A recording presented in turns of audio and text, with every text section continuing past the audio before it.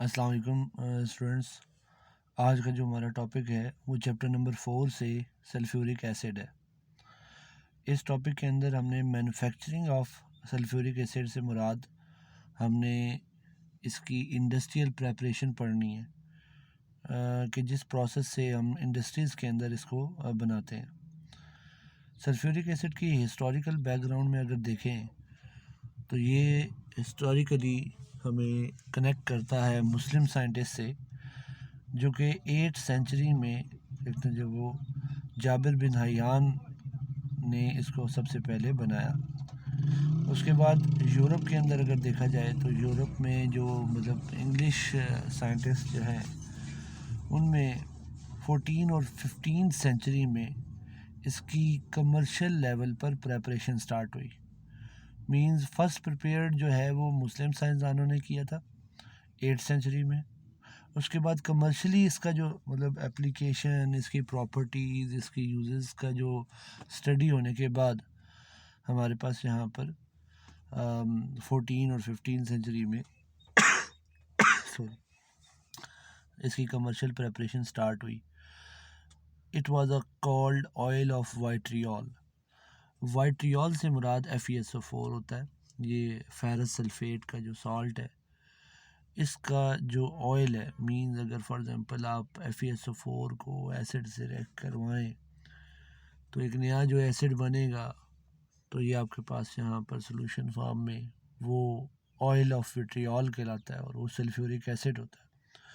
It does not occur as such in nature. However, small quantities of H2SO4 are found in water of springs and rivers.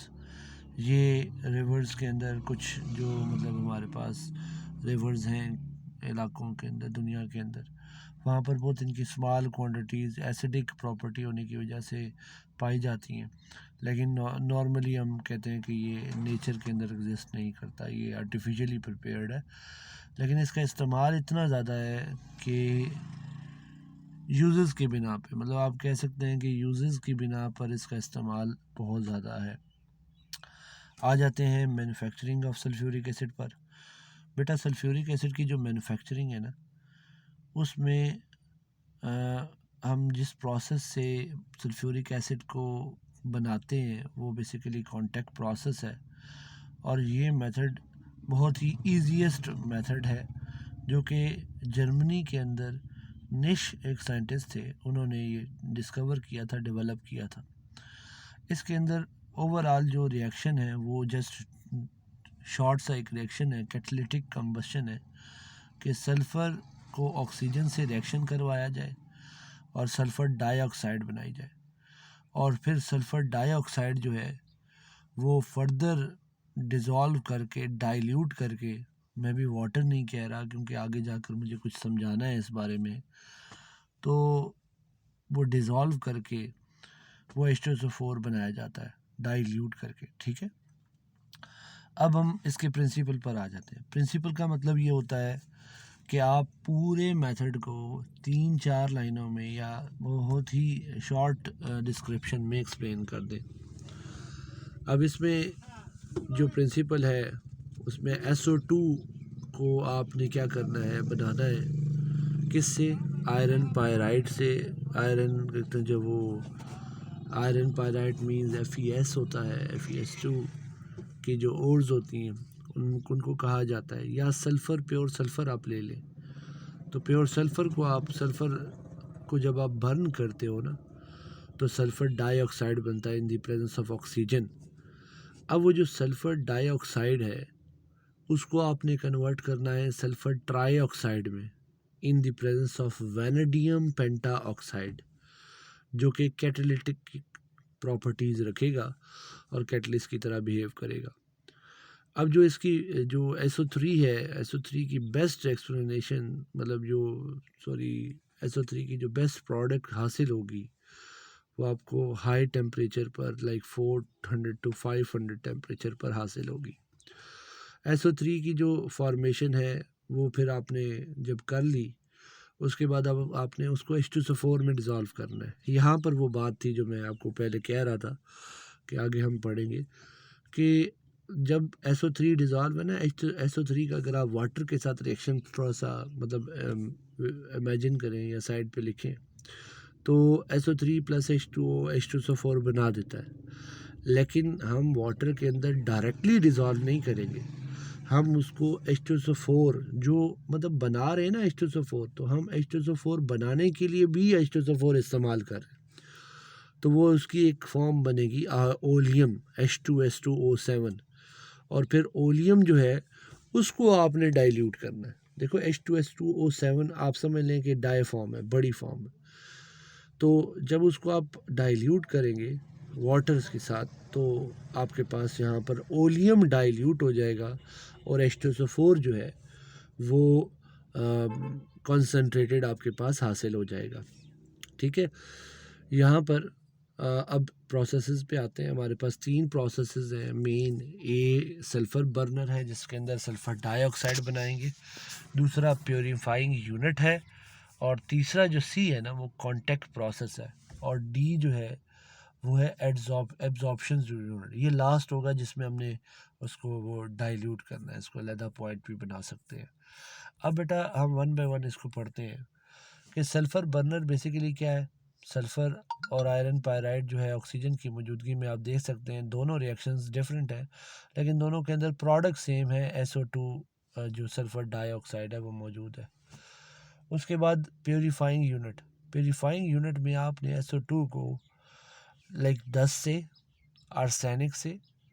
Arsenic oxide जो है ना वो sulphur dioxide में मौजूद हो सकता है जब आप आयरन पायराइड से बनाएं, क्योंकि और से बनेगा तो उसका आर्सेनिक ऑक्साइड भी अगर मौजूद हुआ तो नुकसान होता है।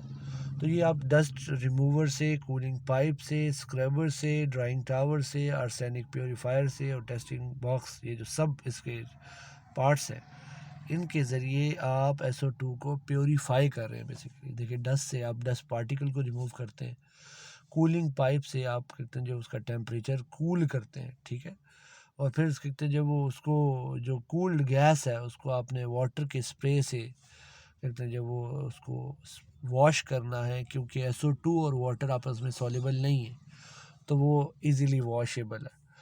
उसके बाद ड्राइंग टावर है, उसमें आपने ड्रा कराना है, मतलब उसको ड्राई करवाना है। आर्सेनिक प्योरीफायर जो है वो आर्सेनिक ऑक्साइड को रिमूव करता है, ठीक है। उसके अंदर कहते हैं जो वो फेरिक हाइड्रोक्साइड डालते हैं जिससे आर्सेनिक जो है वो अलहदा हो जाता है। और लास्ट में हम टेस्टिंग यूनिट भी रखते हैं जिससे हम टेस्ट करके उसको अलहदा करते हैं। फिर आता है बेटा कॉन्टैक्ट टावर। ये जो है ना, ये शॉर्ट क्वेश्चन भी आपका बन सकता है कि कॉन्टैक्ट टावर का एक रिएक्शन जो है वो आ सकता है। तो आपको एक कैटलिस्ट पता होना चाहिए, V2O5, ये MCQ में आता है। तो SO2 जब ऑक्सीजन के साथ रिएक्ट करता है तो आपके पास क्या बनाता है, सल्फर ट्राई ऑक्साइड, ठीक है, जिसके अंदर -269 किलो जूल पर मोल एनर्जी जो है वो हासिल होती है, रिलीज़ होती है। ये रिएक्शन हाईली एक्सोथर्मिक होता है, और जब ये स्टार्ट हो जाए तो इसको फर्दर हीट की ज़रूरत नहीं होती। उसके बाद एब्जॉर्प्शन टावर है, जैसे मैंने आपको बताया था कि आपने SO3 जो गैस बनाई है पिछले कॉन्टैक्ट टावर में, तो आपने उसको H2SO4 से रिएक्शन करवाना है और उसको प्रॉपरली ओलियम में कन्वर्ट करना है। अब देखो, ओलियम जो फॉर्म है वो आपने डाइल्यूट करनी है, नेक्स्ट में H2S2O7 को वाटर के साथ रिएक्ट करना है और H2SO4 में कन्वर्ट कर देना है। तो ये आपके पास सारा प्रोसेस है, आप देख सकते हैं। इसके अंदर बर्नर है, डस्ट रिमूवर है, उसके बाद ड्रायर है, फिर ड्रायर है, आर्सेनिक प्योरीफायर है, टेस्टिंग यूनिट है, देन कॉन्टैक्ट चैम्बर है, और फिर लास्ट में एब्जॉर्प्शन यूनिट में 98% H2SO4 बन जाती है। ये वाला टॉपिक बेटा आपका लॉन्ग क्वेश्चन में भी कहते हैं जो वो इम्पॉर्टेंट है, ठीक है।